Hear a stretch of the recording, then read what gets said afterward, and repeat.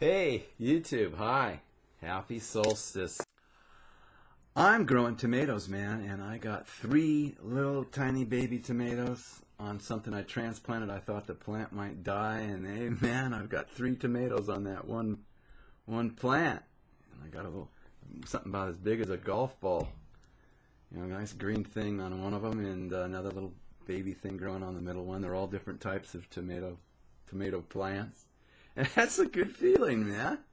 I got my own little victory garden going on. I do have some videos on the way.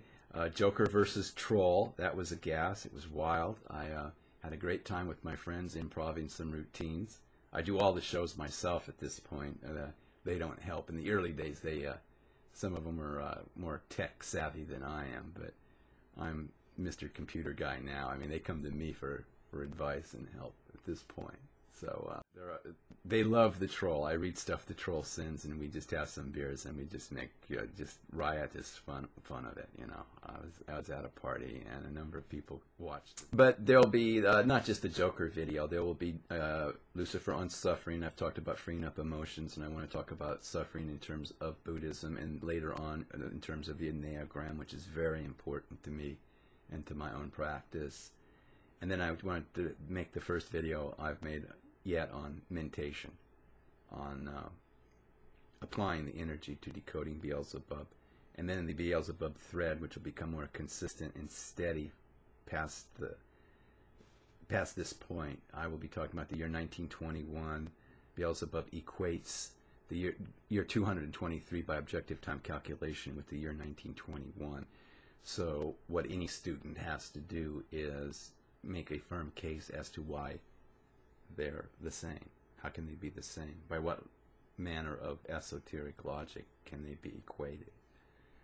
And then you proceed from there to your first word, the spaceship Karnak, which gets very involved. It's always a question of how much should I say, because you just go on and on and on and on and on and on and on, you know, once you get going with this. But the important thing is, how do you apply the energy that it's getting at, and how do you free up your head? And most of all, how can you think and yet not be imprisoned by your thoughts, which you can only get through this kind of practice, only in Kabbalah, only in the Book of Lies, or Beelzebub tells to his grandson. If you approach the inner meaning and leave all the surface stuff to the Gurdjieffian fundamentalists, you know, it can get really pretty. Don't talk. I escaped fundamentalism growing up. You know, I escaped fundamentalism when I was 19 years old, and I was an atheist for a year just to clean up from that whole hang-up of being a Christian fundamentalist. And I have never gone over to any kind of fundamentalism at all, except maybe politically. I was for a time a libertarian, because I didn't know any better. You know, now I see what's become of libertarianism and how it's in bed with the Tea Party and bleh, you know. Yeah, this is before I went to, you know, a university level education will cure you of that kind of stuff. But man, fundamentalism, yeah, ideology. I'm sorry, I'm a pragmatist. I am a hardcore pragmatist.